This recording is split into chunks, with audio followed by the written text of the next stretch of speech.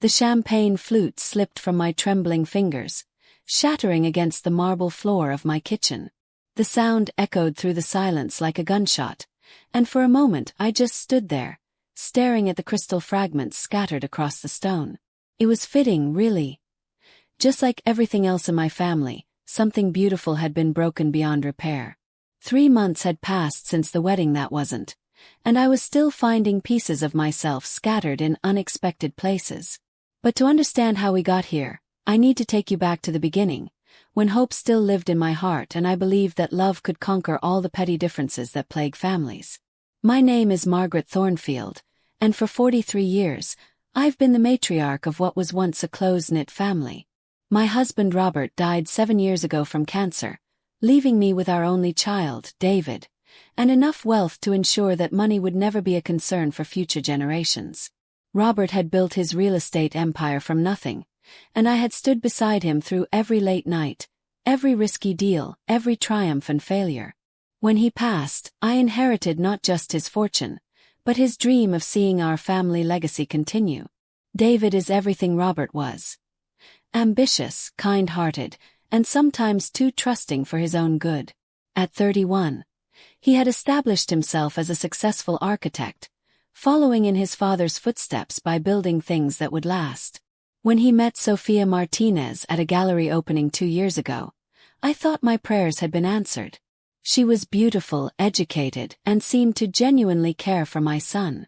What I didn't realize then was that beneath her polished exterior lay a woman who viewed our family's wealth not as a blessing to be shared, but as a prize to be won. The engagement announcement came 6 months later, and I was overjoyed. I had always dreamed of planning a wedding for my child, of being involved in every detail of this momentous occasion. Robert and I had eloped in a courthouse ceremony 44 years ago. Practical but lacking in the romance every woman deserves. I was determined that David's wedding would be everything ours wasn't. Grand, memorable, and a celebration worthy of the love I believed he had found. I offered to pay for the entire wedding without hesitation. The budget I set was generous. $150,000. Enough for any couple to have their dream celebration. I had visions of working alongside Sofia, bonding over flower arrangements and menu tastings, sharing the kind of mother-daughter relationship I had never experienced with my own mother. Perhaps it was naive of me to expect gratitude, but I certainly didn't expect what came next. The first sign of trouble appeared during our initial meeting with the wedding planner, Elena Rodriguez, a woman I had worked with for several charity events and trusted implicitly. We were discussing venues when I suggested the Rosewood Manor, a stunning estate where several prominent families had held their celebrations. "Oh, that's perfect," I said, pulling up photos on my phone. "The gardens would be absolutely magical for photos, and the ballroom can accommodate up to 300 guests." Sofia's smile was tight as she glanced at the images. Actually, Margaret, David and I were thinking of something more intimate. We're looking at the Sunset Pavilion downtown. It's more modern, more us. I knew the venue she was referring to, a sleek, contemporary space that was popular with younger couples but lacked the timeless elegance I envisioned for my son's wedding. Still, I was willing to compromise. "Of course, dear. Whatever makes you happy. Though I do think you might want to consider the guest list. Between our family friends and business associates, we're looking at quite a substantial group." That's when Sofia's demeanor shifted. Her brown eyes, which had seemed warm and inviting when she first joined our family, suddenly turned cold. "Margaret," she said, her voice carrying an edge I had never heard before, "I appreciate your enthusiasm, but David and I need to make these decisions ourselves. This is our wedding, not yours." The words hit me like a physical blow. Elena, sensing the tension, quickly excused herself to take a phone call, leaving the three of us alone in the suddenly uncomfortable silence of her office. David, my sweet boy who had always been a peacemaker, tried to smooth things over. "Mom, I think what Sofia means is that we want to make sure this feels like our celebration, you know? But we definitely want your input." But Sofia wasn't finished. "Actually, David, what I mean is exactly what I said. Your mother seems to think she's planning this wedding, but the last time I checked, she's not the one getting married. I felt my cheeks burn with embarrassment and hurt. Sophia, I'm only trying to help. I want this day to be perfect for both of you. Help! She laughed, but there was no humor in it. Margaret, what would be helpful is if you stayed in your lane. We don't need you taking over our wedding planning. We're perfectly capable of making our own decisions. Stay in my lane. Those 4 words would haunt me for months to come. I had raised David to be respectful and kind, had modeled those values throughout his childhood, and now I was being dismissed as if I were some meddling outsider rather than the mother of the groom and the woman funding their entire celebration. David looked mortified. Sophia, that's not. No, David, it's fine, I said, rising from my chair with as much dignity as I could muster. I understand perfectly. I'll stay in my lane from now on. But understanding and accepting are 2 very different things. Over the next several weeks, I tried to respect their wishes. I bit my tongue when they chose a DJ instead of the string quartet I had suggested. I smiled and nodded when they selected a menu that I knew would leave half the elderly relatives reaching for antacids. I even agreed to their decision to limit the guest list to 150 people, knowing it meant excluding longtime family friends who had been part of David's life since childhood. Each concession felt like a small death, a piece of the dream I had cherished being carved away. But I told myself it was worth it for David's happiness. I had raised him to be independent, and perhaps this was simply the natural result of my success as a mother. The breaking point came during the dress shopping expedition. I had been looking forward to this tradition for years, the mother of the groom helping to select the perfect dress, sharing in that sacred moment when a woman chooses the gown she'll wear to marry the love of her life. When Sophia reluctantly agreed to let me join her sister Carmen, and her mother Rosa at the bridal salon, I thought perhaps we were finally making progress toward the relationship I had hoped for. Bella's Bridal Boutique was one of the most exclusive shops in the city, known for carrying designer gowns that were works of art. I had made the appointment months in advance and arranged for champagne and flowers to be waiting for our arrival. The morning of the appointment, I dressed carefully in my best suit and pearls, wanting to look like the proud mother-in-law I hoped to become. From the moment we walked through the doors, I could sense tension in the air. Sophia's family clustered together, speaking in rapid Spanish and shooting occasional glances in my direction. I didn't speak the language fluently, but I caught enough words to understand they were discussing me, and not kindly. The salon consultant, a woman named Patricia who had been in the business for 20 years, greeted us warmly and began showing Sophia various gowns. The first few were beautiful but didn't seem to capture Sophia's attention. Then Patricia brought out a stunning creation by Vera Wang, a dress that took my breath away with its intricate beadwork and flowing silk train. "Oh my goodness," I breathed, unable to contain my excitement. "Sophia, you have to try this one. It's absolutely perfect for you." Sophia barely glanced at the dress before shaking her head. "It's not really my style, Margaret. I prefer something simpler." I bit back my disappointment and tried to be supportive. "Of course, dear. You know what looks best on you." But then Patricia brought out another gown, this one a simple sheath dress with minimal detailing that, while elegant, seemed unremarkable compared to the other options. It was pretty, but it was also the kind of dress you could buy off the rack at a department store. For the kind of wedding I was funding, it seemed almost insulting. "Now this," Sophia said, her face lighting up for the first time that day. "This is perfect." I tried to keep my expression neutral, but I must have failed because Sophia's mother Rosa immediately jumped to her daughter's defense. "Que le pasa a esta?" she muttered to Carmen, who nodded in agreement. "I'm sorry," I said politely. "I didn't catch that."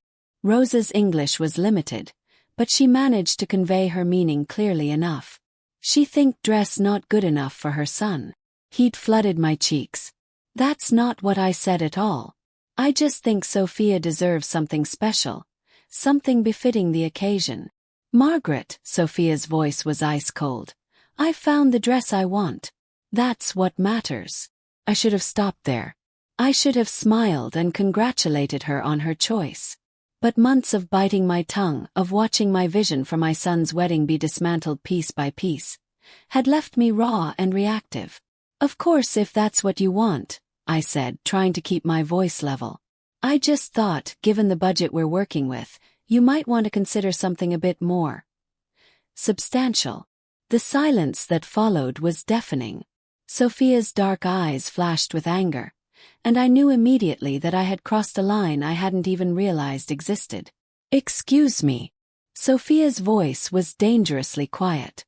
Patricia, sensing the brewing storm, quickly excused herself to help another client, leaving us alone in the charged atmosphere of the fitting room. "Sophia, I didn't mean," I began, but she cut me off with a raised hand. "No, Margaret, I think you meant exactly what you said. You think your money gives you the right to dictate every aspect of our wedding, including what dress I wear." "That's not true," I protested. "I just want. You want to control everything." The words exploded from her with a force that made me take a step back. "From the venue to the food to the flowers to my dress, you want everything to be your way. Well, guess what? This isn't your wedding and I'm not your daughter. I don't have to live up to your expectations or wear what you think is appropriate." Carmen and Rosa had moved to flank Sophia, creating a barrier between us that felt both physical and symbolic. I was outnumbered and outmaneuvered, a stranger in what should have been a moment of joy. "I'm sorry," I said quietly, my voice barely audible over the sound of my heart breaking. "I was only trying to help." "Help?" Sophia's laugh was harsh and bitter. "Margaret, the only help I need from you is for you to stay in your lane and let us plan our own wedding. You're the mother of the groom, not the bride. Your job is to show up, smile, and write the checks. That's it." The words hit me like a series of physical blows. In that moment, standing in that beautiful bridal salon surrounded by gowns that represented dreams and new beginnings, I felt smaller than I had in years. Since Robert's death, I had thrown myself into charity work and community involvement partly to maintain my sense of purpose and relevance. Now, this young woman who had known my son for barely 2 years was reducing me to nothing more than a checkbook. But it was what came next that sealed both our fates.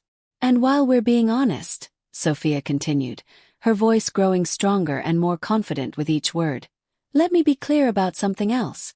After David and I are married, things are going to change. We won't be needing your constant involvement in our lives. We're adults, we can make our own decisions, and we don't need you hovering over us like some kind of helicopter mother-in-law." Rosa nodded approvingly and said something to Carmen in Spanish that made her sister smile. They were enjoying this, I realized. They saw this as some kind of victory, a moment where they had finally put the overbearing rich woman in her place. "I understand," I said, though I understood nothing except that I was unwanted and unwelcome in my own son's life. That night I called David. "How did the dress shopping go?" he asked cheerfully. "Sophia said you all had a nice time." Nice time. That's how she had characterized the afternoon where she had systematically dismantled my dreams and relegated me to the role of silent financier. "It was fine," I lied. "She found a lovely dress." "Great. I can't wait to see it." "Well, I can't wait to not see it until the wedding day." He laughed at his own joke, and the sound broke my heart all over again. How could I tell him what had really happened? How could I explain that his future wife had made it clear she wanted me to disappear from their lives as soon as the wedding was over? How could I burden him with the knowledge that I was funding a celebration from which I was essentially banned? "David," I said carefully, "are you happy with how the wedding planning is going?" "Yeah, Mom, it's great. It's stressful, but Sophia has everything under control. She's amazing at organizing all the details. I just show up where she tells me to show up." "And you don't want any input from me?" There was a pause, and I could almost hear him thinking. "Mom, of course we want your input. You're my mother. But this is something Sophia really wants to handle herself, you know? She's dreamed about her wedding day since she was a little girl, and I want to give her that." I understood then that this wasn't just about wedding planning. This was about territory, about establishing boundaries for our future relationship. Sophia had drawn her lines in the sand, and David, perhaps without even realizing it, had chosen his side. "Of course," I said. "I want her to have everything she's dreamed of too." And in that moment, I made a decision that would change all our lives forever. The next morning I called my attorney. William Henderson had been Robert's lawyer and friend for over 20 years. He had helped us navigate complex business deals, had drawn up our wills, and had held my hand through the legal maze that followed Robert's death. If anyone would understand my position, it would be him. "Margaret," he said after I had explained the situation, "I have to ask, are you sure about this? Once you pull that funding, there's no going back." "I'm sure, William. They've made it clear that my only role is to pay the bills. If that's all I am to them, then they can find someone else to write the checks." "What about David? Have you spoken to him about this?" I stared out the window of William's office, watching people hurry along the sidewalk below. Everyone seemed to know where they were going, seemed to have a purpose and a place in the world. David made his choice when he allowed his fiancée to treat me like an ATM. I raised him better than that, William. I raised him to respect his family and honor the people who love him. If he's forgotten those lessons, then perhaps it's time he learned about consequences. William leaned back in his leather chair, studying me with the kind of careful attention he had always given to complex legal problems. "Margaret, I've known you for a long time, and I understand that you're hurt. But pulling wedding funding 3 weeks before the ceremony, that's going to cause a lot of damage. Not just to the wedding but to your relationship with David. Are you prepared for that?" "My relationship with David is already damaged," I said quietly. "His fiancée has made it clear that I'm not welcome in their lives beyond my ability to pay for things. At least this way, I maintain some dignity. And if David never forgives you?" The question hung in the air between us like a sword. It was the fear that had kept me awake for the past 3 nights, the possibility that haunted every moment of my waking hours. "Then at least I'll know where I stand," I said finally. "Right now I'm being used and dismissed. I'd rather have honest estrangement than dishonest exploitation." William drafted the letter that afternoon. It was professional, brief, and devastating in its simplicity. Dear David and Sophia, after careful consideration, I have decided to withdraw my financial support for your upcoming wedding. All payments to vendors will cease immediately, and any outstanding balances will become your responsibility. I wish you both happiness in your marriage and your future together. Sincerely, Margaret Thornfield. I had William deliver it personally to David's office that afternoon. I wanted them to have as much notice as possible to make alternative arrangements, though I knew 3 weeks wasn't nearly enough time to secure new funding for a celebration of the magnitude they had planned. The phone calls started within hours.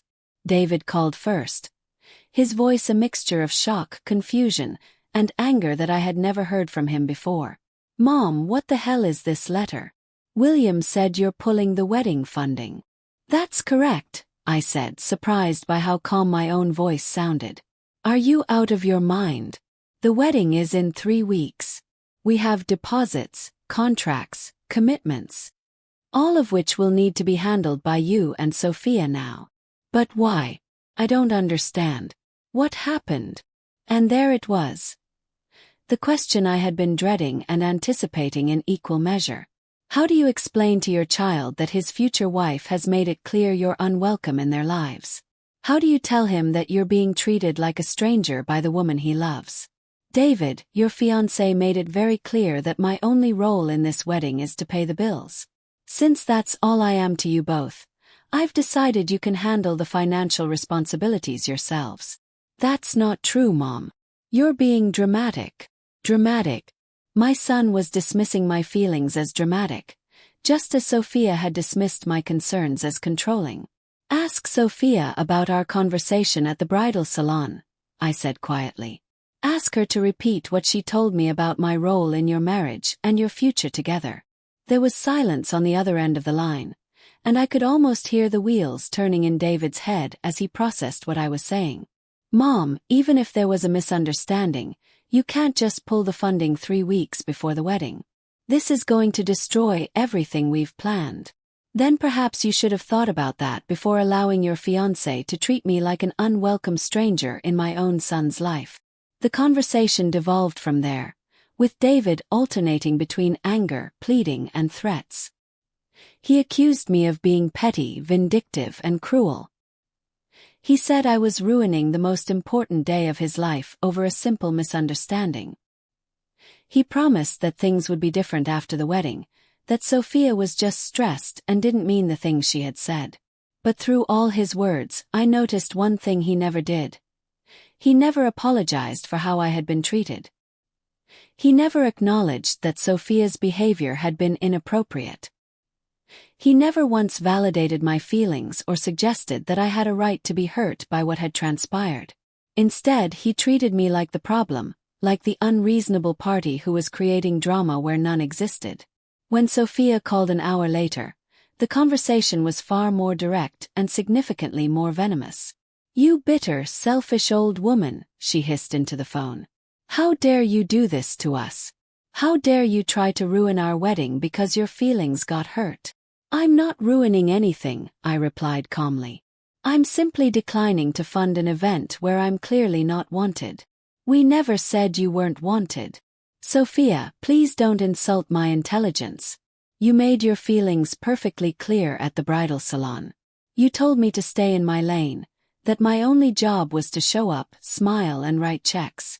Well, I'm declining to write any more checks. You're destroying David's life because you're jealous that he found someone who loves him more than you do." The accusation was so absurd and hurtful that I actually laughed. "My dear girl, I'm not jealous of your relationship with my son. I'm disappointed in how you've chosen to treat the family you're marrying into. But that's no longer my concern." "We'll sue you," she screamed. "We have contracts, commitments." "Sue me for what?" "For declining to voluntarily pay for your wedding. I'm not legally obligated to fund your celebration, Sophia. That was a gift, and gifts can be rescinded." The call ended with her cursing at me in both English and Spanish. Her composure completely shattered in a way that revealed the woman she truly was beneath the polished exterior she usually presented. Over the next few days, the calls continued. David's voice grew hoarser and more desperate with each conversation. He pleaded, bargained, and threatened in turn. He promised to have serious talks with Sophia about respecting boundaries. He swore that things would be different after the wedding. He even offered to postpone the ceremony until we could work things out. But it was too late for compromises and promises. The damage had been done, the words had been spoken, and the true nature of their feelings toward me had been revealed. I could never again trust that I was a welcome member of their family, rather than simply a source of funding for their lifestyle. Sophia's mother Rosa left me a voicemail in broken English, calling me every name she could think of and promising that their family would never forgive me for what I had done. Carmen sent me a series of text messages that were so vulgar I had to ask William to review them to determine if they constituted harassment. But it was David's final conversation with me that sealed the fate of our relationship. "Fine," he said. His voice cold and distant in a way I had never heard from him before. "If this is how you want to play it, Mom, then this is how we'll play it. We'll figure out the wedding ourselves, and afterward, don't expect to be part of our lives. If you want to choose money over family, then live with that choice." "David," I said softly, "I'm not choosing money over family. I'm choosing dignity over being treated like an unwelcome stranger in my own son's life. Goodbye, Mom." The line went dead, and with it, the last of my hopes for reconciliation. The wedding that took place 3 weeks later was nothing like the celebration that had been originally planned. I learned about it through my friend Catherine, whose son had been invited to the ceremony. The venue had been changed to David's small apartment complex clubhouse. The catering had been replaced with a potluck reception where guests brought covered dishes. Instead of the professional photographer they had hired, Sophia's cousin took pictures with his iPhone. The guest list had been cut from 150 to 50 people, eliminating virtually everyone from my side of the family. David's cousins, aunts, uncles, and longtime family friends were all uninvited with less than 2 weeks' notice. The beautiful flowers Sophia had selected were replaced with grocery store bouquets. The string quartet became a Spotify playlist played through a portable speaker. According to Catherine, David looked devastated throughout the ceremony. He smiled when appropriate and said his vows with conviction, but there was a sadness in his eyes that no one could miss. Sophia, on the other hand, seemed determined to prove that the wedding was perfect despite the last-minute changes.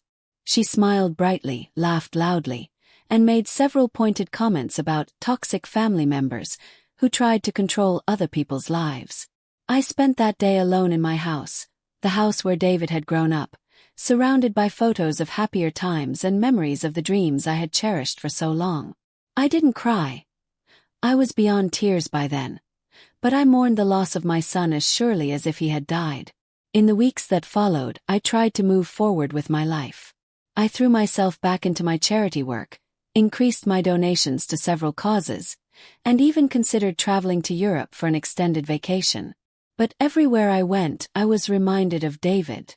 The city we lived in was full of buildings he had designed or worked on, and I couldn't drive through downtown without seeing evidence of his talent and success. I also heard things through mutual friends and acquaintances. Fragments of information about how the young couple was adjusting to married life. The financial strain of paying for their improvised wedding had been significant, and they were struggling with credit card debt from the unexpected expenses. David had been forced to take on additional projects to make ends meet, working longer hours and weekends to pay off the bills. More troubling were the reports of tension in their marriage. Several people mentioned that Sophia seemed unhappy, that she made frequent comments about how different her wedding had been from what she had planned and dreamed about. There were rumors of arguments, of blame being assigned for the financial stress they were under. But it was what happened 6 months after the wedding that truly demonstrated how my decision would echo through the family for years to come. I received a call from my brother-in-law, Robert's younger brother Michael, who had always been close to David. Michael lived in Seattle but made regular trips to visit family, and he had been planning to attend the wedding before the guest list was cut. "Margaret," he said, his voice heavy with concern, "I need to talk to you about David." My heart immediately began racing. Is he hurt? Is something wrong? He's not hurt physically, but Margaret, he's not doing well. I had lunch with him yesterday and he looks terrible.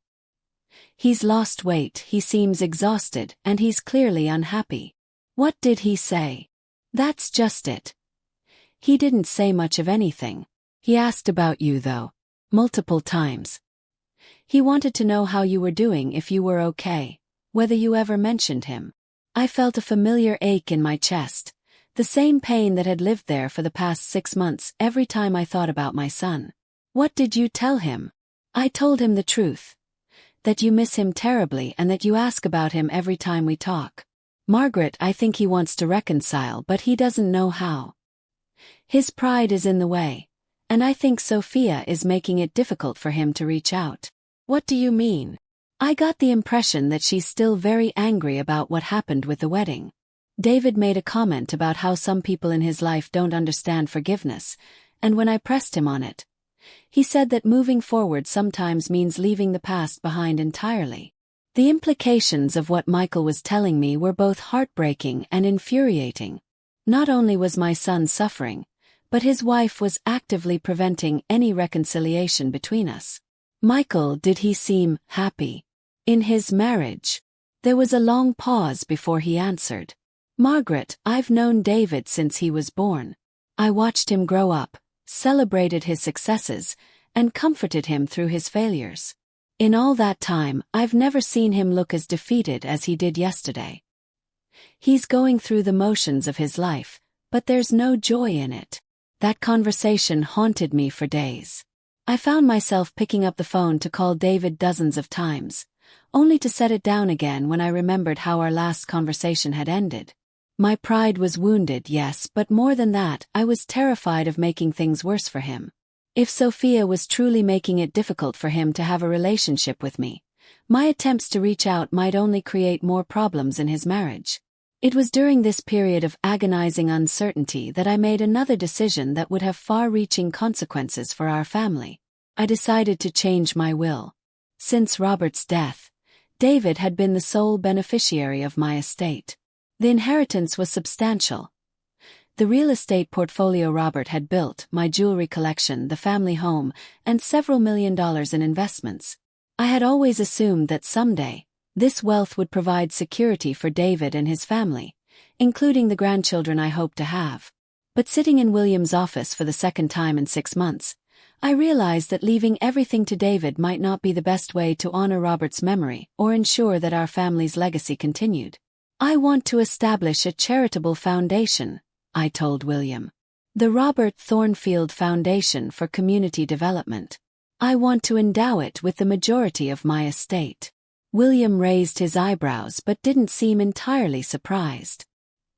He had been handling my affairs long enough to understand how devastating the estrangement from David had been for me. "What percentage are we talking about, Margaret?" 80%. I want to leave David enough to be comfortable. Maybe $500,000. But the bulk of the estate should go to causes that Robert cared about. Affordable housing, small business development, education scholarships. And if you reconcile with David before your death, then I can change the will again. But right now, I need to make peace with the possibility that my son and I may never repair our relationship. If that's the case, I want to ensure that Robert's life's work goes toward helping people rather than funding the lifestyle of a woman who has made it clear she has no respect for our family. The paperwork took several weeks to complete, but when it was finished, I felt a sense of peace I hadn't experienced since before the wedding planning began. I wasn't cutting David off entirely, but I was ensuring that the bulk of our family's wealth would be used for good regardless of whether he ever chose to be part of my life again. I didn't tell anyone about the will change except for Catherine, who had become my closest confidant during this difficult period. "Don't you think that's a bit extreme?" she asked when I explained what I had done. "Catherine, David made it clear that he chose his wife over his mother. If that's his decision, then he needs to live with the consequences of that choice. I won't reward someone for treating me poorly just because I love their husband. But what if he comes back? What if he realizes he made a mistake? Then we'll deal with that when it happens. But I'm not going to spend the rest of my life waiting for my son to remember that he has a mother." The foundation launch 6 months later was both a triumph and a heartbreak.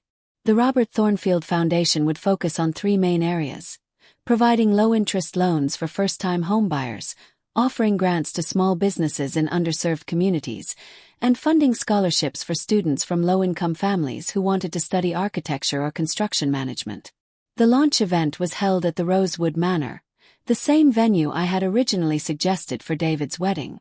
Over 200 people attended, including city officials, business leaders, and representatives from various community organizations. The local newspaper ran a full-page feature about the foundation and Robert's legacy, calling it a fitting tribute to a man who spent his life building communities and creating opportunities for others. What made the evening bittersweet was the knowledge that David would have been so proud of what we were doing. Architecture and construction had been his passion since childhood, and the idea of helping young people pursue those dreams would have resonated deeply with him. I had sent him an invitation to the launch event, but I wasn't surprised when he didn't respond. What did surprise me was seeing him there. I was giving my speech, talking about Robert's vision for using wealth to create lasting positive change, when I spotted David standing in the back of the room. He was partially hidden behind a pillar, but I would have recognized his profile anywhere.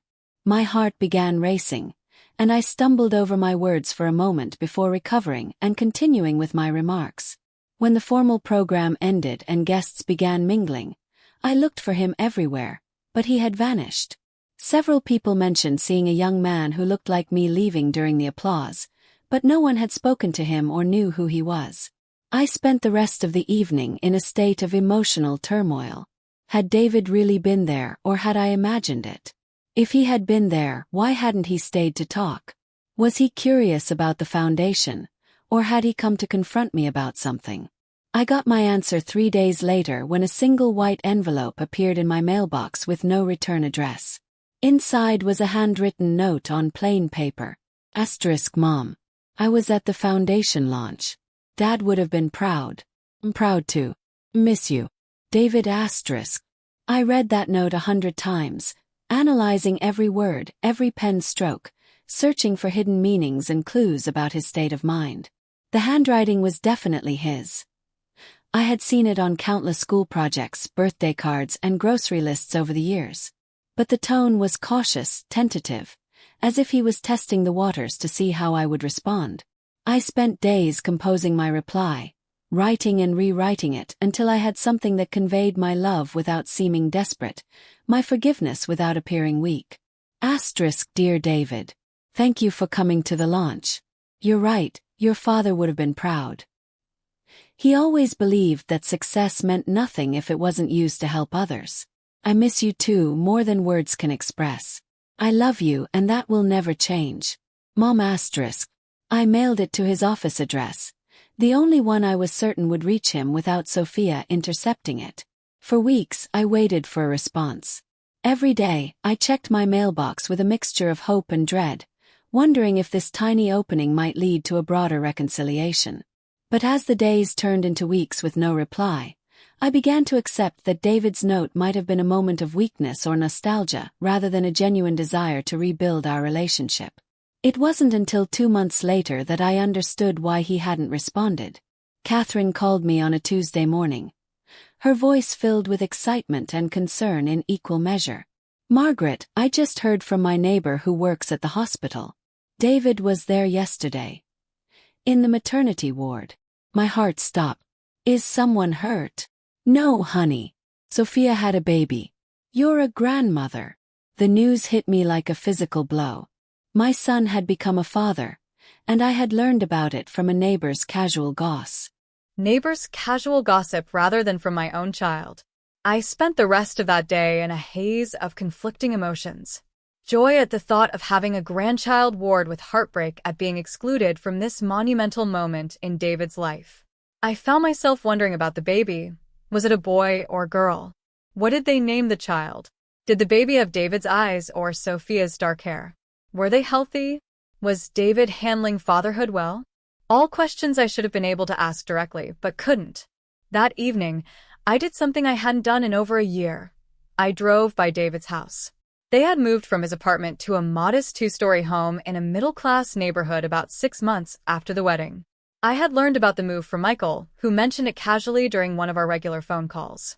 At the time, I had been proud that David was taking such a responsible step, buying his first home, and establishing roots in the community.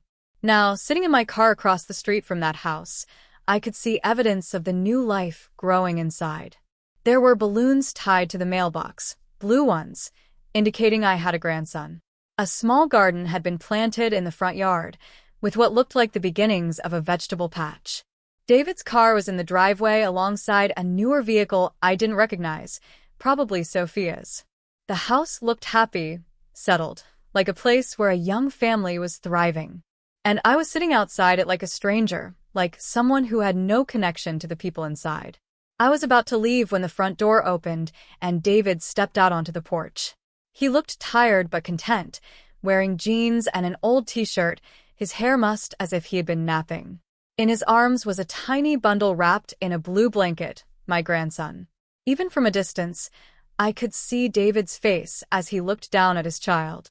It was the same expression he had worn as a little boy when he was completely absorbed in something that fascinated him, a mixture of wonder, concentration, and pure love. He was a natural father, I could tell immediately, holding the baby with the kind of confident tenderness that some men never develop. I should have driven away then. I should have respected their privacy and given them space to enjoy these precious early days of parenthood. But I was mesmerized, watching my son with his son, seeing 3 generations of our family connected in that small figure he held so carefully. David began walking slowly around the small front yard, bouncing gently as babies seem to require. He was talking to the child, though I couldn't hear the words from my position across the street. Whatever he was saying made him smile, and I could see him pointing to different things, the trees, the flowers, the neighbor's cat that had wandered into view. It was such a perfect moment of pure fatherhood that my heart ached with the beauty and sadness of it. This should have been a moment I was sharing, a memory we were creating together. Instead, I was an observer, watching my son's life unfold from a distance like a character in a movie I would never be part of. Then David looked up and saw me. Even across the street, even in the dim light of early evening, our eyes met with the kind of recognition that can only exist between a mother and child. For a moment, neither of us moved. He stood frozen on his porch holding his baby, and I sat paralyzed in my car, both of us caught in the unexpected intimacy of this accidental encounter. I saw him take a step toward the street, then stop. He looked down at the baby, then back at me, and I could see the conflict playing out across his face. Part of him wanted to come over, wanted to share this moment with me, wanted his son to meet his grandmother. But something held him back. Duty to his wife, fear of opening old wounds, or simply the weight of all the unspoken words that lay between us. After what felt like hours but was probably only seconds, I started my car and drove away. In my rearview mirror, I could see David still standing on his porch, watching me leave. The next morning, another white envelope appeared in my mailbox. Asterisk Mom. His name is Robert David Thornfield. We call him Bobby. He was born March 15th at 3:17 a.m., weighing 7 pounds, 2 ounces. He's healthy and perfect. I saw you yesterday. I wanted to bring him over to meet you, but I didn't know if you'd want to see us. David asterisk. I read that note through tears of joy and sorrow so intense they felt like they might tear me apart.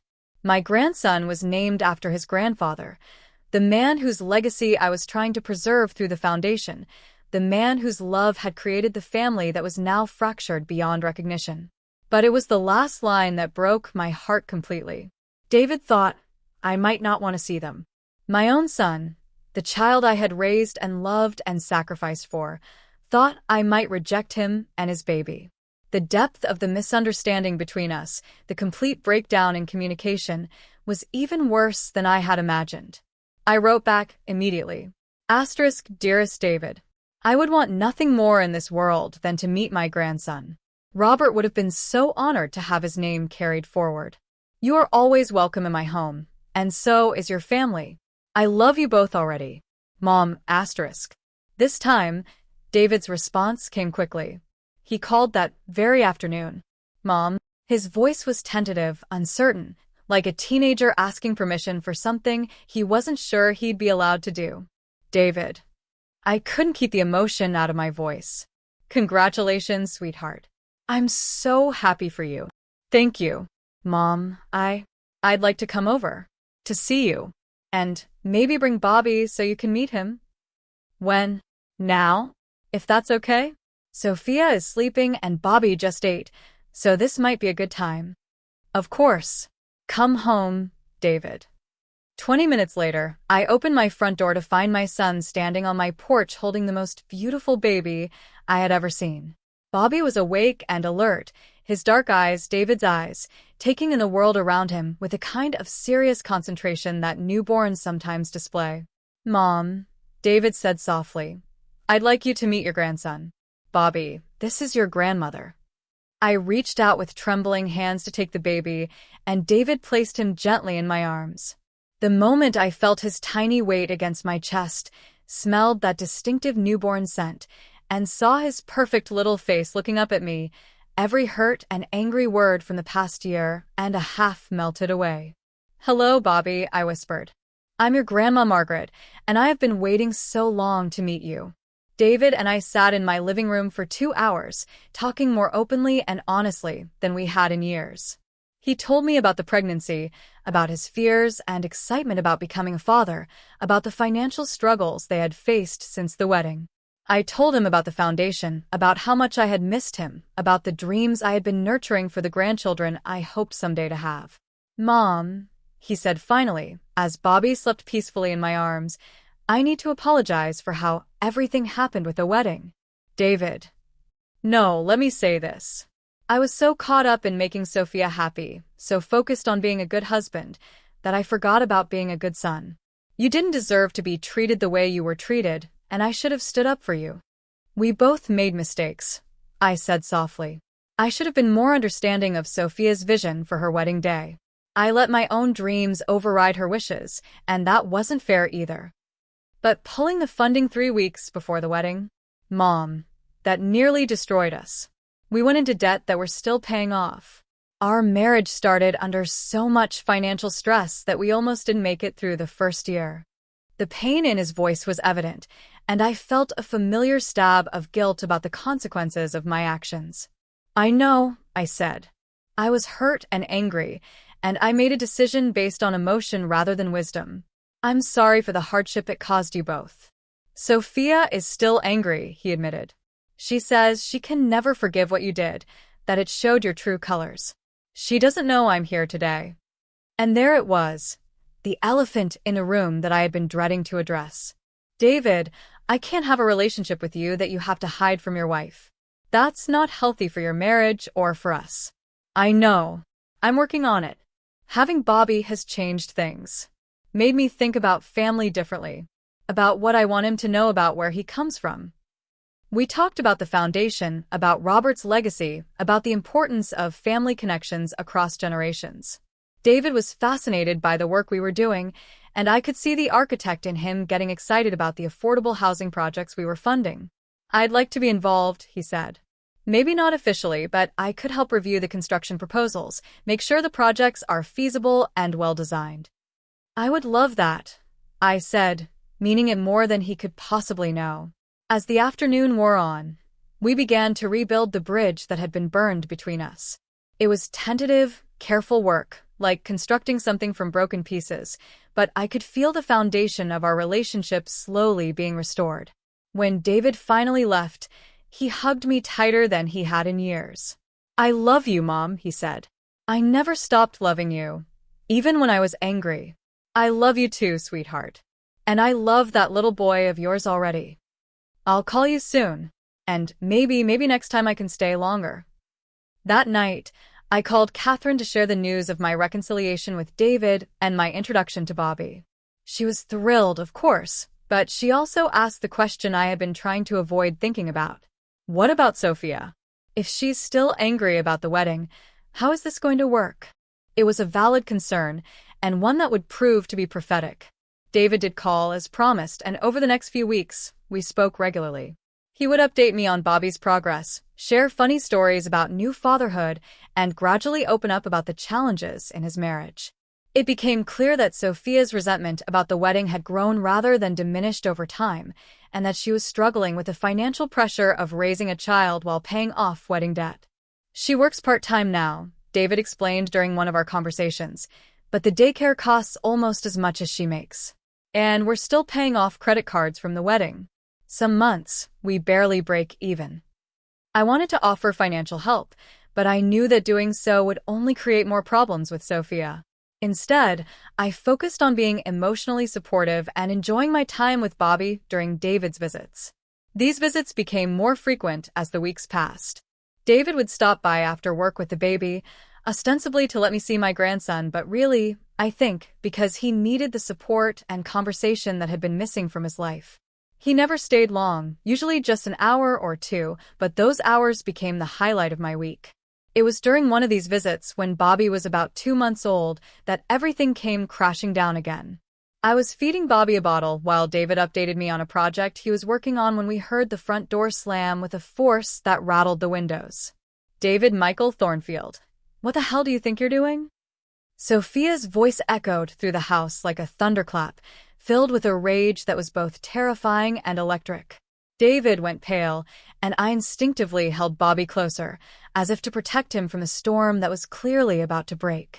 Sophia appeared in the doorway to my living room like an avenging angel, her dark hair wild from running, her eyes blazing with fury.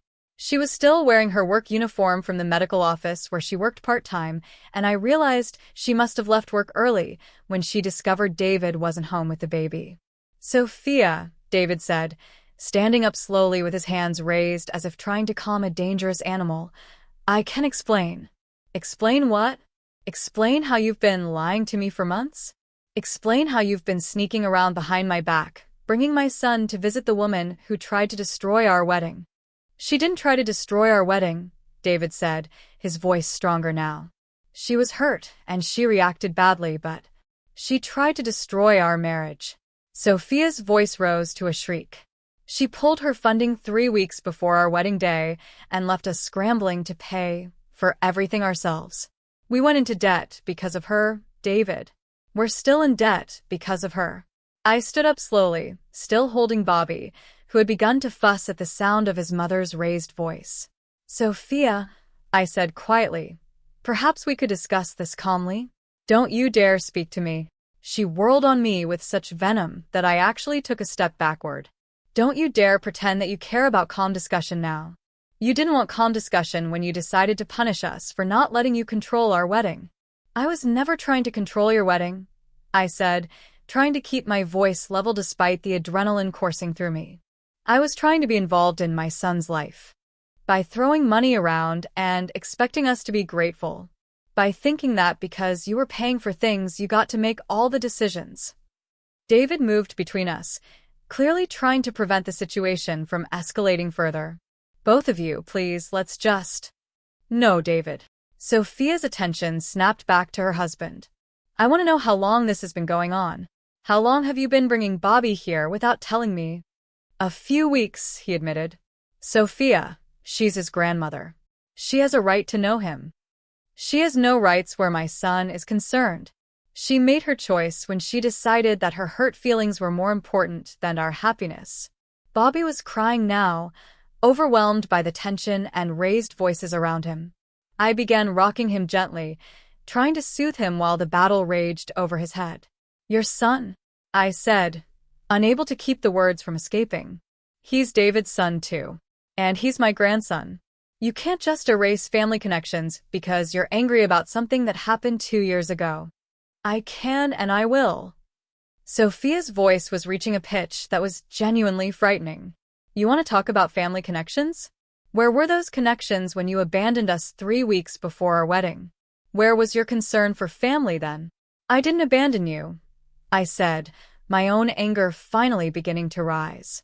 I withdrew funding for an event where I was made to feel unwelcome and unnecessary. There's a difference. There's no difference. You tried to control us, and when we didn't let you, you punished us. And now you're trying to manipulate your way back into our lives through Bobby. I'm not manipulating anyone. David has been bringing Bobby to visit because he wants his son to know his grandmother. That's his choice as a father. And it's my choice as a mother to protect my son from toxic people. The word toxic hit me like a slap. In all my 66 years, through business negotiations, social conflicts, and personal disagreements, I had never been called toxic. The accusation was so unexpected and hurtful that I actually gasped. David's reaction was immediate and fierce. Don't you dare call my mother toxic, he said. His voice carrying an authority I hadn't heard from him since this whole mess began. She made a mistake, yes, but she's not toxic. She's been nothing but loving and supportive since Bobby was born. She's been manipulating you. Sophia shot back. Can't you see what she's doing? She's using Bobby to get back into our lives, to get back into controlling our decisions. And you're letting her. She's not controlling anything. She's been a grandmother to Bobby and a mother to me. Things I should never have allowed to be taken away in the first place. The admission hung in the air like smoke from an explosion. David had finally acknowledged what I had known all along. That Sophia had been the driving force behind our estrangement, that she had influenced his decision to cut me out of their lives. Sophia seemed to realize she had pushed too hard, revealed too much of her hand. Her anger shifted, became more calculated. Fine, she said, her voice dropping to a dangerous whisper. If that's how you feel, David, then you have a choice to make. It's her or us. You can have a relationship with the woman who tried to destroy our marriage, or you can have a relationship with your wife and son. But you can't have both. The ultimatum landed in the room like a bomb. Bobby's cries intensified, as if he could sense the magnitude of what was happening around him. David looked stricken, torn between the two women who meant the most to him in the world. Sophia, you can't ask me to choose between my mother and my family. I'm not asking, David. I'm telling. If you continue this relationship with her, Bobby and I will leave. We'll move back to my mother's house, and you can try to explain to your son someday why you chose your manipulative mother over his well-being. It was masterfully done, I had to admit. Sophia had positioned herself as the protector of Bobby's welfare while painting me as a threat to the family's stability. She had made it impossible for David to choose me without appearing to abandon his responsibilities as a husband and father. "Sophia," I said quietly, still rocking Bobby as his cries gradually subsided, "please don't do this. Don't make David choose between his mother and his wife. That's not fair to anyone, especially not to Bobby." "You don't get to talk about what's fair," she spat. "You lost the right to have opinions about fairness when you tried to ruin our wedding." "I never tried to ruin your wedding. I was hurt and I reacted poorly, but I never wanted to cause you pain. Your intentions don't matter. Your actions do. And your actions showed us exactly who you are." David was looking back and forth between us, his face a mask of anguish and indecision. I could see him weighing his options, calculating the cost of each choice, trying to find a solution that wouldn't require him to lose someone he loved. But Sophia wasn't finished. "And don't think I don't know about the will," she said, her eyes glittering with malicious satisfaction. "David's Uncle Michael mentioned it to his wife, who mentioned it to her sister, who happens to work with my cousin. We know you cut David out of his inheritance and gave it all to your precious foundation." The blood drained from my face. I had never intended for David to learn about the will change this way, in the middle of an already explosive confrontation. "Mom!" David's voice was barely a whisper. "Is that true?" I looked at my son, holding his child, surrounded by the wreckage of our family relationships, and realized that there was no good way to answer his question. "Yes," I said simply. "I changed the will." "When?" "About 6 months after your wedding." David sank into a chair as if his legs could no longer support him. "Why?" "Because at the time I believed our relationship was over forever. I thought you had chosen to cut me out of your life permanently, and I wanted to make sure your father's legacy was preserved. So you cut me out of my inheritance. I left you $500,000, David. That's hardly cutting you out. But yes, the majority of the estate now goes to the foundation." Sophia looked triumphant, as if this revelation proved every accusation she had made about my character. "There it is," she said. "The truth about who you really are. You punish people who don't give you what you want. First our wedding, now David's inheritance. You use money as a weapon." "That's not true," I protested, but even as I said it, I could see how my actions might be interpreted that way. David was staring at me with an expression I had never seen before. A mixture of hurt, disappointment, and something that looked almost like betrayal. "Mom, how could you do that without talking to me?" "David, when I changed the will, we weren't speaking. You had made it clear that you didn't want me in your life. I had to make decisions about the future based on the reality I was facing at the time. But you could have changed it back when we started talking again." And there was the crux of the matter. The question I had been asking myself for weeks but hadn't been able to answer. "I could have," I admitted. "But our reconciliation is still so new, so fragile. I wanted to see how things developed before making any major decisions."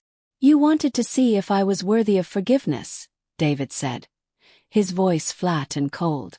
"That's not. That's exactly what it is." Sophia interjected. "She's been testing you, David, seeing if you'll be a good enough son to deserve your inheritance back. And meanwhile, she's been using access to Bobby as leverage to make sure you stay in line." "I have never used Bobby as leverage for anything," I said firmly.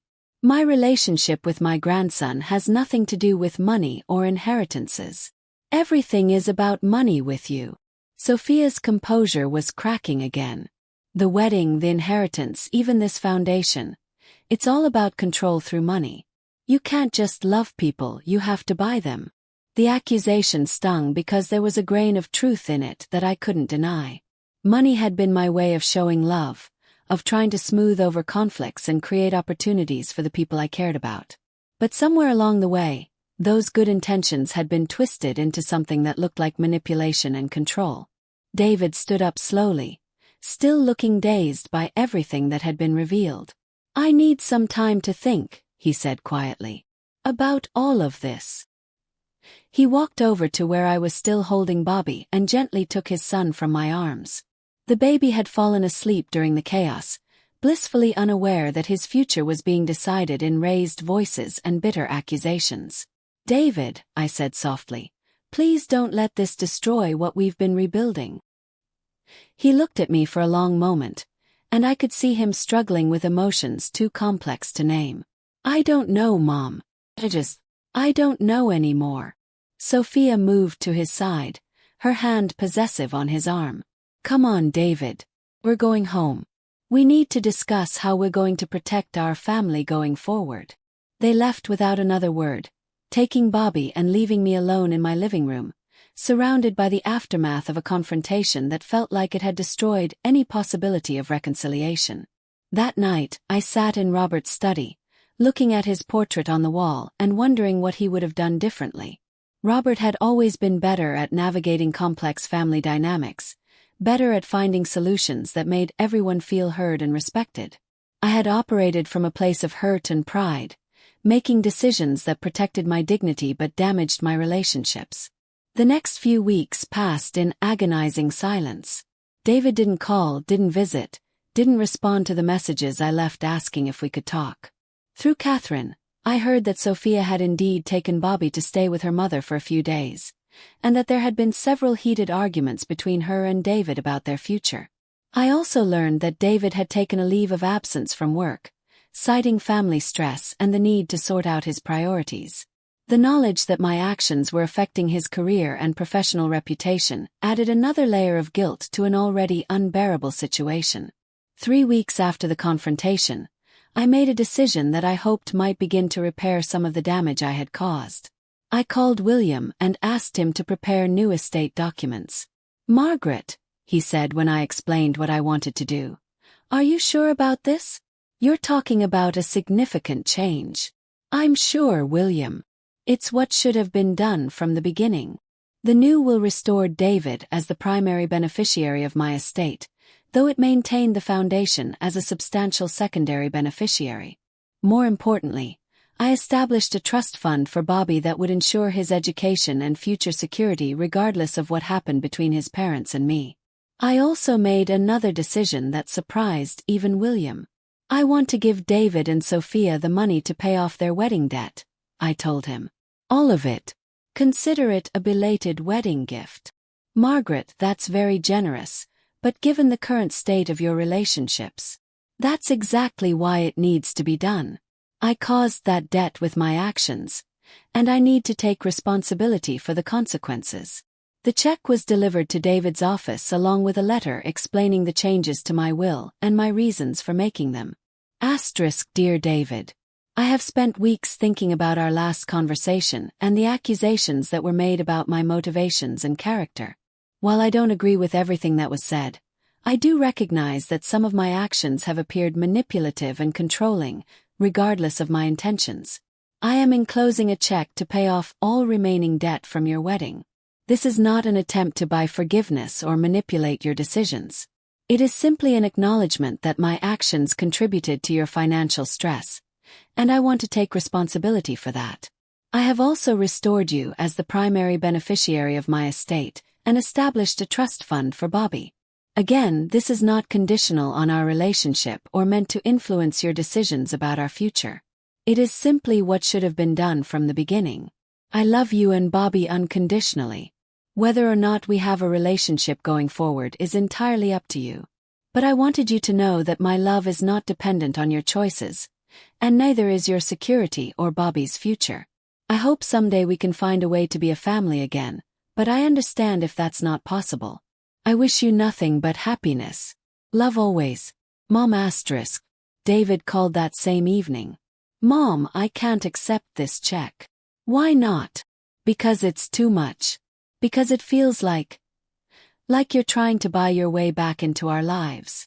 I closed my eyes, feeling the weight of all the misunderstandings that had led us to this point. "David, I'm not trying to buy anything. I'm trying to clean up the mess I made when I let my hurt feelings override my better judgment. That debt exists because of my actions. It's only right that I help eliminate it. But Sophia will never accept it. She'll see it as proof that you're trying to control us. Then don't tell Sophia it's from me. Tell her you got a bonus at work, or that you won the lottery, or that a long-lost uncle died and left you money. I don't care how you explain it, David. I just want that financial pressure off your shoulders. There was a long pause on the other end of the line. Mom, I need you to understand something. Even if I accept this money, even if I appreciate the will changes, it doesn't mean everything goes back to the way it was. Sophia is still angry, and she's made it clear that she doesn't want you in our lives. I understand. And I can't choose between you and her. I can't destroy my marriage for you, even though I love you. The words were like knives, but I had been expecting them. I know, David. I would never ask you to make that choice. So where does that leave us? It was the question I had been dreading, because I knew the answer would break both our hearts. It leaves us loving each other from a distance, I said quietly. It leaves you being the best husband and father you can be, and me supporting that choice even though it hurts. Mom. David, listen to me. I made mistakes. Serious mistakes that damaged our family. I acted out of hurt and pride instead of love and wisdom. I can't undo those mistakes, but I can accept the consequences of them. I don't want to lose you again. You're not losing me, sweetheart. I'm here if you need me always. But I won't interfere in your marriage or create problems in your family. Bobby deserves parents who are united and happy, even if that means his grandmother has to love him from afar. We both cried during that conversation. The kind of tears that come when you realize that love isn't always enough to overcome the damage that has been done to a relationship. David did accept the money, though I never learned how he explained it to Sophia. Their debt disappeared, his stress levels decreased, and according to Michael, their marriage began to stabilize. But our relationship remained in limbo. Not the complete estrangement of the post-wedding period, but not the closeness we had briefly rebuilt either. David would call occasionally, usually when Sophia was at work or visiting her family. The conversations were careful, neutral, filled with updates about Bobby's development and discussions about safe topics like work or the weather. I threw myself back into the foundation work, channeling my need to nurture and support into helping other families build better futures. The foundation thrived, funding dozens of projects and helping hundreds of families achieve stability and success. The work was fulfilling, but it couldn't fill the hole in my heart where my family relationships used to live. 2 years passed this way, with me existing on the periphery of David's life, getting occasional updates but never seeing my grandson, never being part of their daily experiences or milestone moments. Then, on a cold February morning, everything changed again. David called at 6 a.m. His voice tight with panic and exhaustion. Mom, I need your help. I was instantly alert. What's wrong? It's Sophia. She's in the hospital. She collapsed at work yesterday and they're running tests, but they think it might be something serious. Oh my God. David, I'm so sorry. What can I do? I need someone to watch Bobby while I'm at the hospital. My mother-in-law is in Mexico visiting her sister, and all of Sophia's friends are either working or have their own kids to deal with. I know it's awkward given everything that's happened, but I don't know who else to call. Of course, I said without hesitation. Bring him over. I'll take care of him as long as you need. Are you sure? I mean, Sophia doesn't know I'm asking you, and if she finds out. David, your wife is in the hospital. Taking care of your son during a medical emergency isn't about our personal issues. It's about family helping family when it's needed most. An hour later, David arrived at my door with a 2-year-old Bobby and a diaper bag packed with supplies. Bobby had grown so much since I had last seen him. He was walking now, talking in short sentences, his dark curls exactly like David's had been at that age. Bobby, David said, kneeling down to the child's eye level. This is Grandma Margaret. You're going to stay with her while Daddy goes to see Mommy, okay? Bobby looked at me with the kind of serious evaluation that toddlers are famous for, then apparently decided I was acceptable. Hi, he said solemnly. "Hello, Bobby," I replied. "Would you like to see the toys I have for you?" I had been quietly accumulating toys and books for over a year, hoping against hope that someday I might have the opportunity to use them. Bobby's face lit up when he saw the collection I had assembled in what had once been David's childhood playroom. David left for the hospital after giving me detailed instructions about Bobby's routine, his favorite foods, and his nap time schedule. As I watched him drive away, I felt the weight of the trust he had placed in me. Despite everything that had happened between us, when he truly needed help, I was the person he had called. The next 3 days were both challenging and magical. Bobby was a bright, curious child with David's thoughtful nature and Sophia's strong will. He was also clearly missing his parents and confused about why his routine had been disrupted. I found myself drawing on parenting skills I hadn't used in 30 years, relearning the rhythms of life with a toddler. We read books together, built towers with blocks, and explored the garden behind my house. I taught him to feed the birds and showed him how to make cookies in the kitchen where I had once taught his father the same skills. In quiet moments, I would catch glimpses of David's personality emerging in Bobby.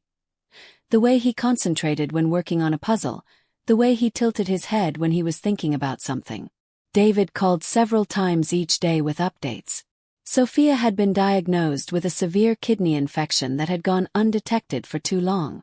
She would recover fully, but she needed several days of 4 antibiotics and monitoring before she could come home. "How is Bobby doing?" David asked during one of these calls. "He's wonderful," I said honestly. "He misses you both, but he's adapting well. We're having a good time together. Mom, I can't tell you how much this means to me. Having you take care of him while I deal with all this. It's a huge relief. That's what grandmothers are for, David." On the 3rd day, as Bobby napped in the afternoon, I received an unexpected visitor. Sophia stood on my front porch, looking pale and tired but determined. She was wearing jeans and a sweatshirt, clearly having come straight from the hospital, and her usually perfect hair was pulled back in a messy ponytail. "Sophia," I said, opening the door wider. "How are you feeling? David said you were making good progress." "I'm better," she said curtly. "I came to get Bobby." "Of course. Come in. He's napping right now, but he should be waking up soon." Sophia stepped into my house reluctantly, looking around as if she expected to find evidence of some crime being committed against her son. "Where is he?" "Upstairs in the guest room. I set up a crib in there so he'd have a comfortable place to sleep." We stood in awkward silence for a moment, neither of us sure how to navigate this unexpected encounter. "Would you like some coffee?" he offered. "You still look like you could use the rest." "I'm fine," she said, but then seemed to reconsider. "Actually, maybe some coffee would be good." We sat at my kitchen table, the same table where David had done his homework as a child, where Robert and I had shared thousands of meals and conversations over the years. Sophia looked uncomfortable but not hostile, which was an improvement from our last encounter. "Thank you," she said quietly, "for taking care of Bobby while I was in the hospital." I was so surprised by the gratitude that I nearly spilled my coffee. "You don't need to thank me, Sophia. He's my grandson. Taking care of him when you needed help was the right thing to do. Still, I know things have been complicated between us. You could have said no." "No, I couldn't have. Not when it came to Bobby's well-being." Sophia stared into her coffee cup, and I could see her struggling with something. "Margaret, I need to ask you something, and I need you to be honest with me." "Of course. During these 3 days, did you try to turn Bobby against me? Did you say anything about David's childhood, or about our family situation, or about me?" The questions hit me like accusations, and I felt my defenses rising. But looking at Sophia's face, I realized she wasn't being hostile.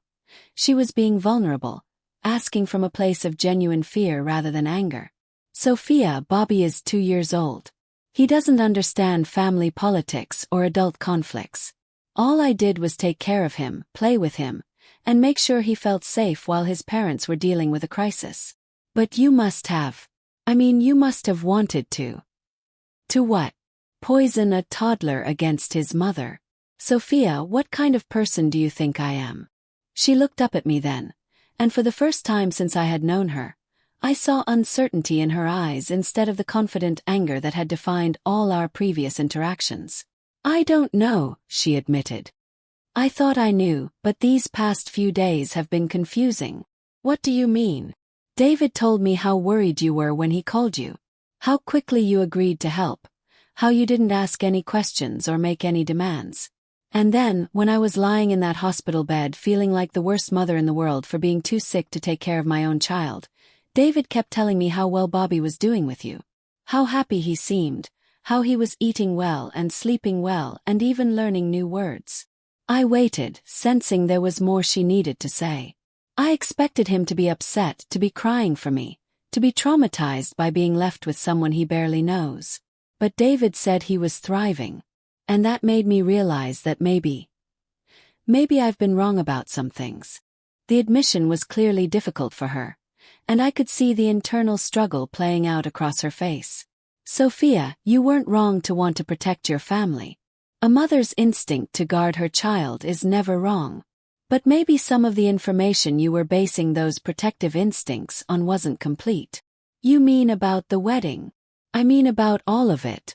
The wedding, the inheritance, the foundation. All of it. She nodded slowly, still staring into her coffee. David has been telling me things over the past year. About how much you used to help people, about the charities you supported, about how you took care of his father when he was sick. He said you used to volunteer at the children's hospital, reading to sick kids. I did. He also told me that you never once, in all the times you've talked to him since Bobby was born, asked him to choose between me and you. He said you always told him that being a good husband and father was the most important thing, even if it meant you couldn't be part of our lives. I felt tears beginning to form behind my eyes, but I blinked them back.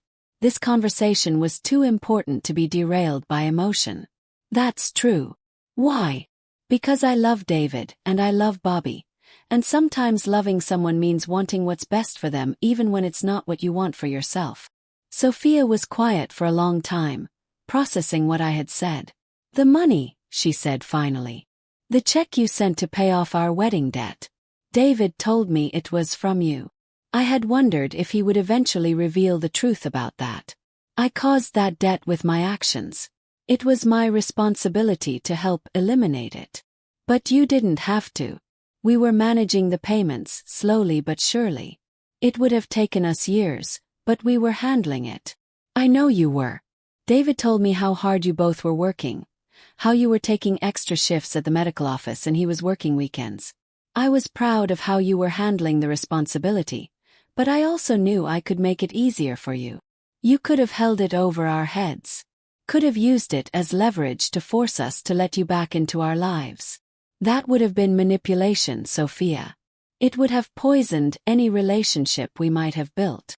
She looked up at me with an expression I had never seen from her before. Something that looked almost like respect. I owe you an apology, she said quietly. You don't owe me anything. Yes, I do. I've been unfair to you, Margaret. I've painted you as this controlling, manipulative woman who was trying to destroy our marriage. But the truth is, I was scared. Scared of what? Scared that David would love you more than he loved me. Scared that you would take over our lives and I would disappear into the background. Scared that I would never be good enough for your family. The vulnerability in her admission was heartbreaking. This young woman, who had seemed so confident and self-assured, had been operating from a place of insecurity and fear all along. Sophia, David chose you. Out of all the women he could have married, he chose you to be his wife and the mother of his children. That's not something that can be taken away by someone else's presence in his life. But you have so much history with him. You raised him, you knew his father, you're part of his childhood memories. How could I ever compete with that? You don't have to compete with it. You have something I'll never have. You have his future. You're the woman he wants to grow old with, the mother of his children, the person he chose to build a life with. My relationship with David is about his past and his childhood.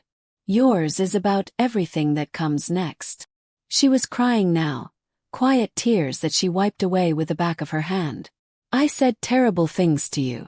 Called you names, accused you of things that weren't true. I was so determined to see you as the enemy that I couldn't see who you really were. We both made mistakes, Sophia. I should have been more sensitive to your feelings during the wedding planning.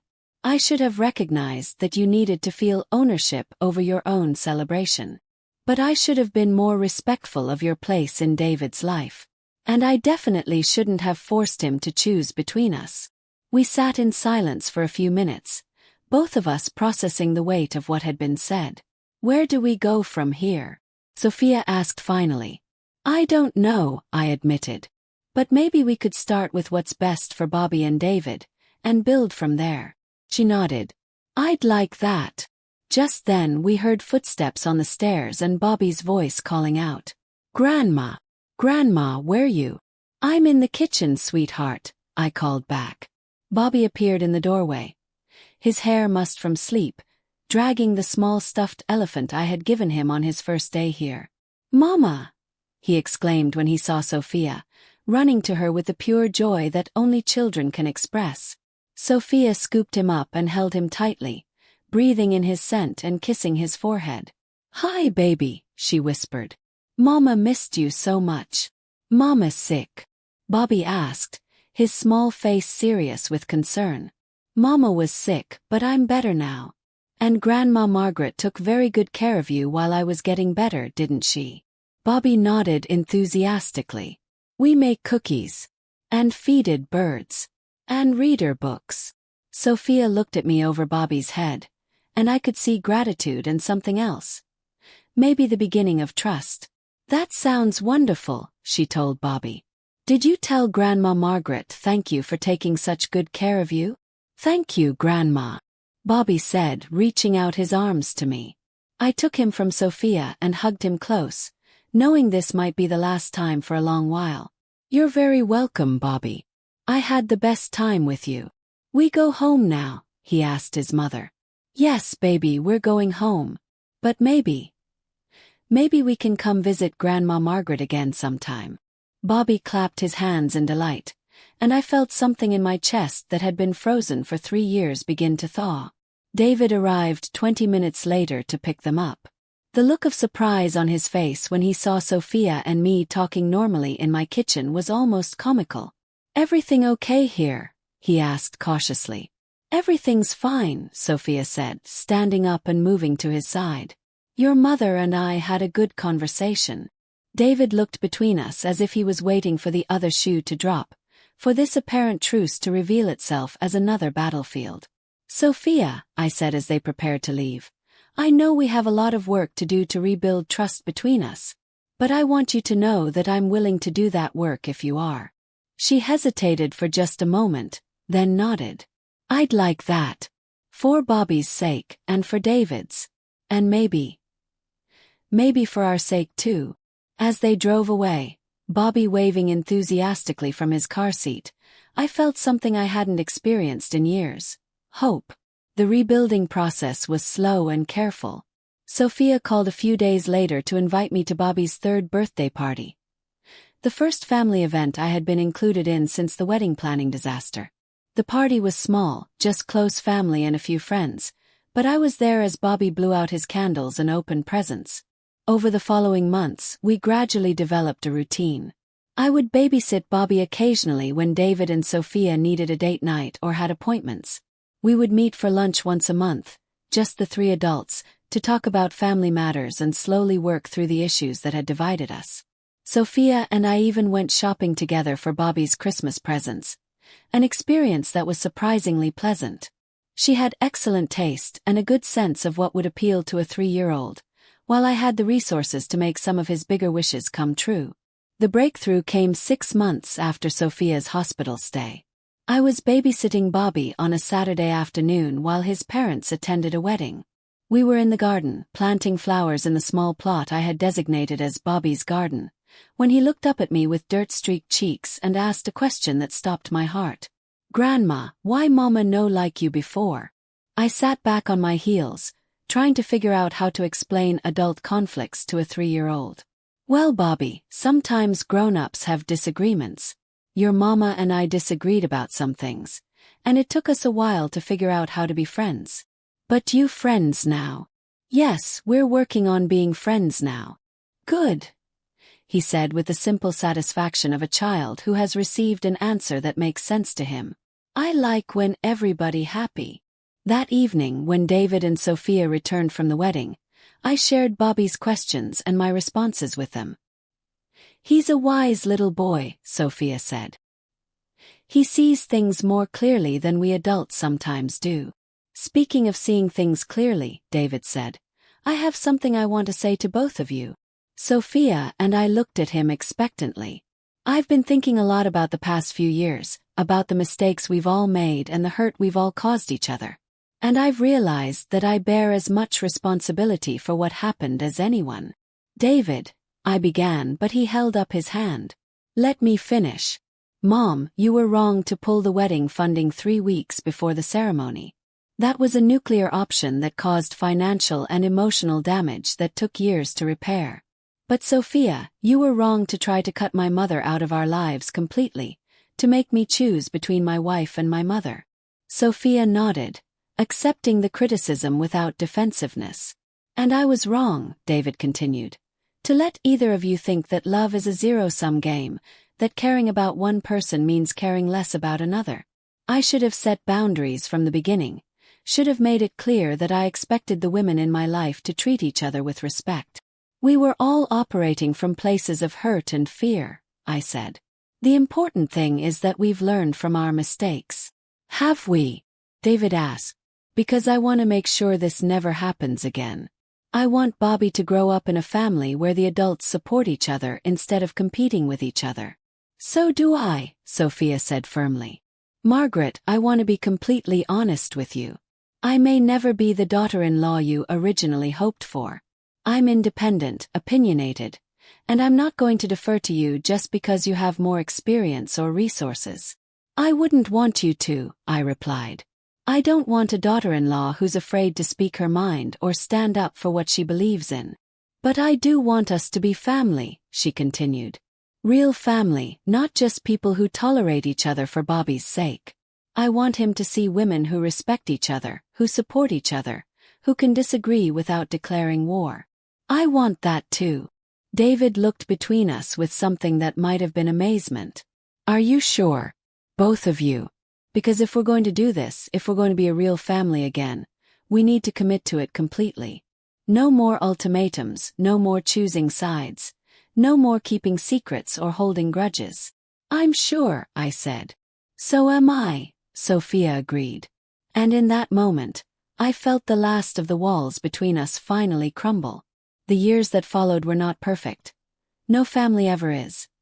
But they were filled with the kind of love and connection I had thought was lost forever. I was there when Bobby started preschool, standing next to Sophia as we both wiped away tears watching our little boy walk bravely into his classroom. I was there for his first school play, his first soccer game, his first loose tooth. When Sophia became pregnant with their second child, a daughter they named Elena after the wedding planner who had witnessed our first major conflict, I was one of the first people they told. I was in the delivery room when Elena was born, holding Bobby in the hallway while his parents welcomed his sister into the world. The foundation continued to thrive, and David became officially involved as the director of construction projects. Working together professionally allowed us to rebuild our personal relationship on new terms, as colleagues and partners rather than just mother and son. Sophia went back to school to become a nurse practitioner, and I provided childcare for Bobby and Elena while she attended classes. Those afternoons with my grandchildren became some of my most treasured memories. Reading stories, playing games, and watching them discover the world around them. We celebrated holidays together, took family vacations, and created new traditions that honored both our family's history and our hopes for the future. The children grew up knowing they were loved by a large extended family that included not just parents and grandmother, but also aunts, uncles, and cousins from both sides. But perhaps the most meaningful moment came 5 years after our reconciliation. Bobby, now 8 years old, was working on a school project about family history. He had interviewed all of us about our memories and experiences, and he was preparing to present his project to his class. "Grandma," he said one afternoon as we worked together in his garden, now expanded to include vegetables and herbs alongside the flowers. "Can I ask you something?" "Of course, sweetheart. Why did you and Mama used to fight? I mean, I know you told me you had disagreements, but what were they really about?" I looked at this serious, thoughtful child, so much like his father at the same age, and realized he was old enough for a more complete answer. "Well, Bobby, your mama and I both love your daddy very much. When he was getting married, we both wanted to help make his wedding special, but we had different ideas about what special meant. And instead of working together to find a solution, we let our different ideas turn into a big fight. But you both wanted to help Daddy." "Yes. So you were on the same team, but you were fighting each other instead of working together?" The simplicity and accuracy of his assessment took my breath away. "That's exactly right, Bobby. We forgot that we were on the same team." "That was silly," he said with the matter-of-fact judgment of an 8-year-old. "Yes, it was very silly. But sometimes grown-ups do silly things when their feelings are hurt. But you remembered you were on the same team." "Eventually, yes. And we promised never to forget again." Bobby nodded, satisfied with this explanation. "Good. I like our family better when everybody remembers they're on the same team." That evening I shared the conversation with David and Sophia. "Out of the mouths of babes," Sophia said, shaking her head in amazement. "He's right though," David said. "We were always on the same team, we just forgot for a while." "The important thing," I said, "is that we remembered. And we taught him and Elena that families can work through their problems if they're willing to put love ahead of pride." Now, as I write this story 10 years after that terrible confrontation in the bridal salon, I am sitting in my backyard watching Bobby, now 13, teach his 8-year-old sister Elena how to plant tomatoes in the garden we have expanded together over the years. David and Sophia are inside preparing Sunday dinner, a tradition we instituted 5 years ago where we rotate hosting duties among the 3 houses. Mine, theirs, and the modest home Sophia's mother Rosa bought nearby after she moved back from Mexico. Rosa and I, remarkably, have become close friends. It turns out we have more in common than either of us expected. Both widows, both devoted to our families, both strong women who sometimes let our protective instincts override our better judgment. She has become the sister I never had, and our grandchildren benefit from having 2 loving abuelitas who collaborate rather than compete. The foundation Robert and I dreamed of has funded over 200 affordable housing units, provided low-interest loans to more than 50 small businesses, and awarded scholarships to nearly 100 students. David oversees all our construction projects, ensuring they meet the highest standards of design and sustainability. But the most important legacy we've built isn't measured in dollars or buildings or programs helped. It's measured in the laughter of children who know they are unconditionally loved by an extended family that chose connection over conflict. It's measured in the marriage between David and Sophia that survived its early trials and grew stronger through forgiveness and commitment. It's measured in the relationship Sophia and I built from the ashes of our initial antagonism. Not the mother-daughter relationship I originally envisioned, but something better. A partnership between strong women who learn to respect each other's differences. It's measured in the knowledge that Bobby and Elena will grow up understanding that families aren't perfect, but they can be resilient. That people can hurt each other deeply and still find their way back to love. That pride and stubbornness are poor substitutes for humility and grace. As I watch my grandchildren work together in the garden, I think about the letter I found in Robert's desk after he died. A letter he had written to me but never sent, probably during one of our own difficult periods early in our marriage. Margaret. Love isn't always easy or pretty or comfortable.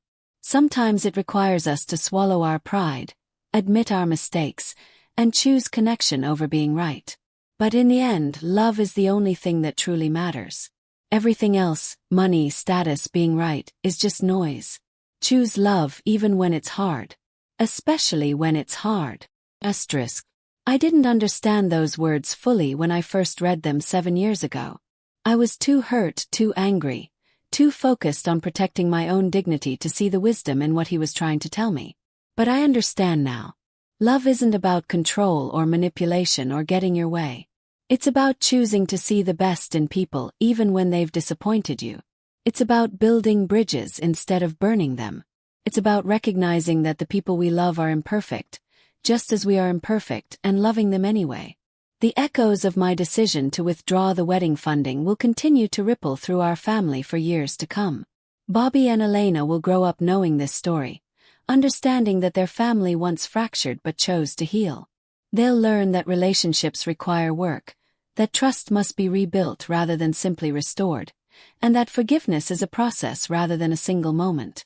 But they'll also learn that families can survive almost anything if the people in them are willing to choose love over pride, connection over conflict, and hope over fear. As I finish writing this story, Sophia calls from the kitchen window that dinner is ready. Bobby and Elena abandon their gardening to race inside, their hands dirty and their faces bright with the simple joy of children who know they are home. David appears beside me as I gather my notebook and pen. "What are you working on out here?" he asks. "Just writing down some thoughts about family, about second chances, about how we got from where we were to where we are." He puts his arm around my shoulders and gives me the kind of hug that says more than words ever could. "I love you, Mom," he says simply. "I love you too, sweetheart. All of you. More than you'll ever know." As we walk into the house together, surrounded by the sounds of family preparing to share a meal, I am grateful for the journey that brought us here. The pain, the mistakes, the pride and stubbornness that nearly destroyed us. All of it was necessary to teach us what really matters. We are not the family I originally envisioned when David first brought Sophia home to meet me. We are something better. A family that has been tested by fire and emerged stronger, wiser, and more connected than we ever were before. The echoes of that terrible day when I pulled the wedding funding will always be part of our story. But they no longer define us. Instead, we are defined by what we chose to build from the rubble of our broken relationships. A legacy of love, forgiveness, and the knowledge that families, real families, never truly break. They just bend until they learn to stand together again. And we are standing together now, stronger than ever, ready to face whatever challenges the future might bring.